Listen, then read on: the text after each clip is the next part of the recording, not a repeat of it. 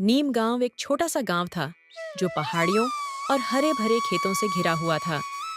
यहाँ के लोग साधारण जीवन जीते थे, किसानी करते, पशुपालन करते और एक दूसरे के सुख दुख में साथ देते। गांव के बीचों बीच एक विशाल नीम का पेड़ था, जिसके नीचे बच्चे खेलते और बूढ़े लोग दोपहर की ठंडी छांव में गपशप करते। राहुल और उसकी माँ शांति इसी गांव की एक मामूली झोपड़ी में रहते थे। राहुल के पिता का देहांत बचपन में ही हो गया था, इसीलिए माता पुत्र ने हमेशा एक दूसरे का सहारा बनकर जीवन गुजारा था। राहुल अब 20 साल का हो चुका था, लंबा, दुबला पतला और बड़ी बड़ी मासूम आंखों वाला युवक। वह भोला तो था, लेकिन उसके हृदय में अपने गांव और माता के प्रति असीम प्रेम था।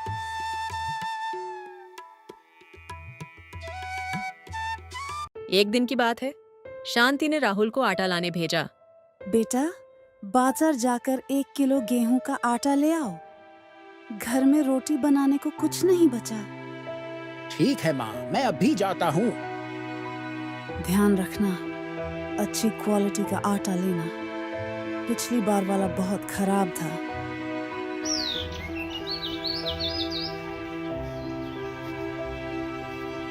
लेकिन दुकान पर पहुंचकर राहुल भ्रमित हो गया।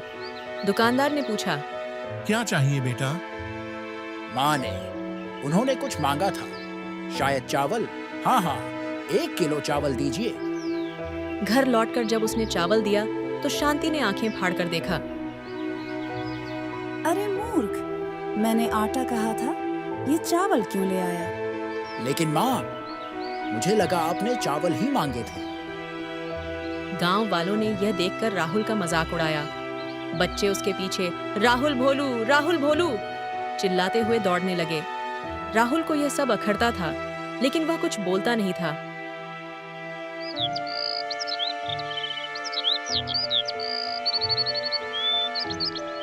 वह साल बारिश के लिए अभिशापित साबित हुआ। आसमान से एक बूंद पानी नहीं बरसा। धीरे धीरे नदियां सूख गईं, कुएं बंजर हो गए और खेतों में दरारें पड़ गईं। गांव वाले पानी के लिए तरसने लगे। बच्चों के होंठ फट गए, पशु प्यास से बिलखने लगे और महिलाएं मीलों दूर से थोड़ा सा पानी लाने को मजबूर हो गईं। इस संकट में सेठ जगमोहन ने अपनी स्वार्थी प्रवृत्ति दिखाई। उसके पास गांव का एकमात्र कुआं था, जिसमें अभी भी थोड़ा पानी बचा हुआ था।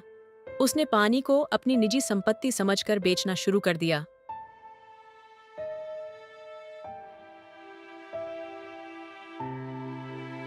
एक सुबह राहुल पानी लेने पहुंचा। सेठ जी, 1 घड़ा पानी दीजिए। 10 रुपये लगेंगे। सेठ जी, पानी तो प्रकृति का वरदान है, आप इसे क्यों बेच रहे हैं? जिसकी जमीन उसका पानी, पैसे दो वरना आगे बढ़ो। कल तो 5 रुपए में दे रहे थे, आज 10 क्यों? आज 10 है, कल 20 होंगे। पानी कम है, मांग ज्यादा। लेना हो तो लो, नहीं तो आगे बढ़ो। राहुल ने पानी खरीदा, लेकिन उसका मन विद्रोह से भर गया। वह सोचने लगा, क्या पानी जैसी प्रकृति की देन को कोई एक व्यक्ति अपने मुनाफे के लिए बेच सकता है? पानी की कमी और गर्मी के कारण शांति बीमार पड़ गई। उनका शरीर सूखकर कांटा हो गया था। एक शाम वे राहुल से बोले, बेटा, मुझे लगता है मेरा समय आ गया है। नहीं माँ, आप ऐसा मत कहिए। मैं आपके लिए पानी लेकर आऊंगा, चाहे जो भी हो जाए।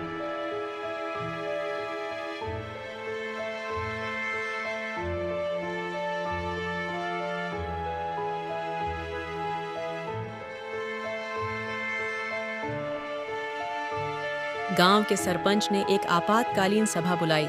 सभी लोग नीम के पेड़ के नीचे जमा हुए। सरपंच ने कहा, हमारे पूर्वजों ने कहा था कि मरुधरा रेगिस्तान में एक जादुई तालाब है जहां से पानी लाया जा सकता है, लेकिन वह कोई आम तालाब नहीं है। वहां एक जीन रहता है, वही गांव में पानी पहुंचाता था, लेकिन वर्षों से कोई वहां जाने की हिम्मत नहीं कर पाया। लेकिन वहां जाने वाला कोई वापस नहीं आया। गांव वाले डर से सहम गए। तभी प्रिया, सरपंच की बेटी, आगे आई।